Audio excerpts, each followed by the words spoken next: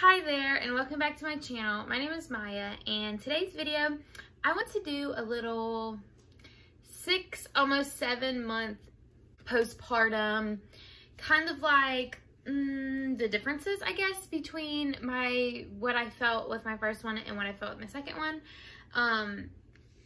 Also the baby is right here, so if you hear noises and baby noises, that is him. My oldest is taking a nap right now, so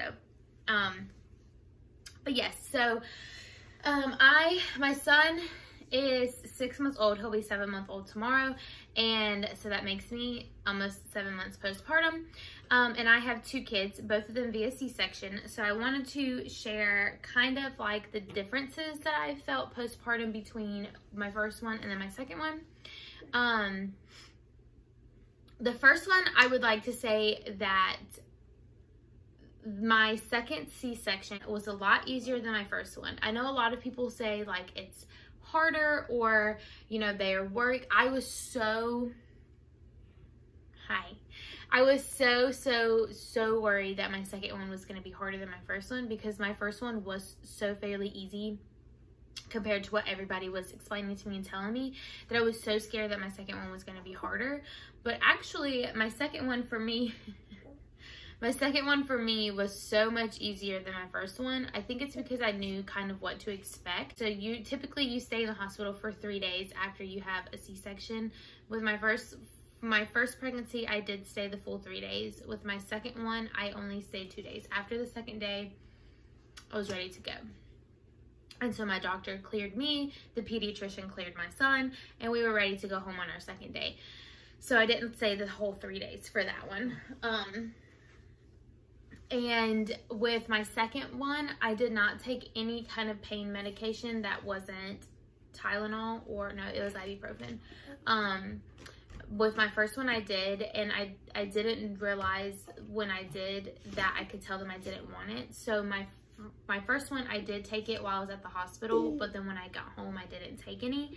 And then with my second one, I told them from the beginning that I did not want to take any kind of pain medications. They could put it on my chart in case I absolutely needed it, but I did not want to be given it if I did not need it. So I only took ibuprofen the whole time. And then when I got home, I don't think that I didn't even fill the prescription for my ibuprofen. I just took whatever the one was that I had at home if I needed it. And then, so that's pretty much how it went with that. I think that I pretty much healed the same for both of them. It was about the same time span. I do know with my second child, I did bleed less, like shorter time period than I did with my first. My periods after having my kids, with my first one, they were normal afterwards. Like the heaviness of it was, and then with my second child, they are a lot heavier and worse. And yeah, with my first son, I did not experience any kind of postpartum anything. It was just easy breezy, lemon squeezy with him. I just had him and we were back to normal, ready to go. With my second son, I have experienced postpartum hair loss, as you can tell. That's lovely. I've definitely experienced some sort of like anxiety, things like that. I've never been diagnosed with it, but I've never also sought out the diagnosis or treatment for that. I've just kind of handled it on my own, which if you need the help, please go get it. I feel like you don't need to go if you do. If you do need to go, please get the help. But for me, I know, you know, certain things about myself. So yes, I've experienced more kind of anxiousness and things like that, for sure, with him, after having my second child. They say like after you have kids, your teeth and your eyes get worse, which is very much true. With my first son, I did have a little bit of like, my vision went a little bit bad. It actually got worse when I got pregnant with my second son, but it got really bad after I had him. Like to the point where like everything just nothing's clear anymore.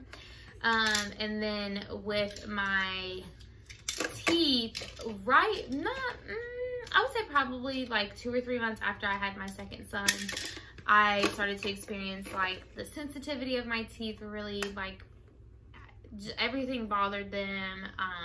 With my first son, I did go to the dentist after I had him, and they said everything was like pretty much fine with my teeth. But with my second son, yeah, my teeth have been a lot worse. And here in Florida, unless it's an emergency, a lot of dentists don't have any availabilities until towards the end of the year. So we're still waiting to actually go to the dentist. I will say though, with my first son compared to my second son, after having them the second time around, my body kind of adjusted back to itself a little bit quicker. I started to lose weight a little more quicker and easier. I didn't have to work so hard for it. I mean, of course, like, you still have to work hard for it, but it kind of came more naturally. Breastfeeding. So with my oldest, AJ, when he was born, I really wanted to breastfeed.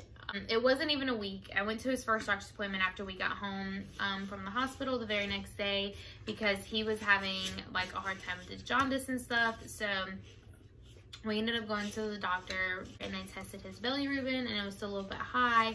And they also found that he had lost 16% of his body weight since he was born, which it's you know, more so common for a baby to lose weight after they're born the first like few days, and then they're supposed to gain that weight back plus more. Well, my son just kept losing it, and so they told us that we needed to take him in to the children's hospital just so he could be treated for his jaundice. And come to find out, I was not producing milk for him, enough milk that he was basically like starving. So I had to supplement formula, and for a while I tried to pump to get, you know, the breast milk out and to like bottle feed it to him.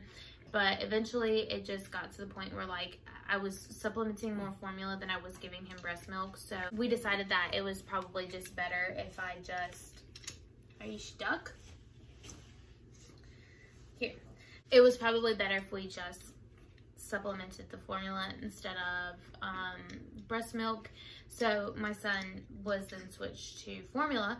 And then with the baby, I knew that I did not want to breastfeed straight from the breast, that if I was going to give it to him, I wanted it to be in a bottle, because I was so scared, because you can't really see if they're getting anything. And with the situation with my first son, I did not want the same thing to happen. So immediately in the hospital, I just started pumping and trying to get milk out for him. And then he started to have issues with breast milk and regular formula. So for the first month, we struggled to find things that he could keep down and wouldn't hurt his stomach. So he is now on soy formula. For me, my kids fed and full. That's all that matters to me. I don't really care how they get their nutrients as long as they get it. Those were a few things that were different between both of my children, both my C-sections, both my postpartum experiences. Nonetheless, both my kids are happy, healthy. We are happy, healthy over here. So that's all that matters. And we are striving and thriving over here. So yes, I also wanted to throw in that every postpartum experience is different. They're all not going to be cookie cutter the same. There are things that people tell you to look out for, and things that could typically and possibly be the same. Even with my two kids, they were so different, even though they were so similar. So just know, like, you know your body knows what's best for you, your kids, everything. So enjoy it, live it up. These moments only last so long, and then they're grown. So take it all in and don't be scared. Again, thank you guys so much for watching today's video. If you like it, please give it a big thumbs up and subscribe down below. And I'll see you guys in the next one. Bye.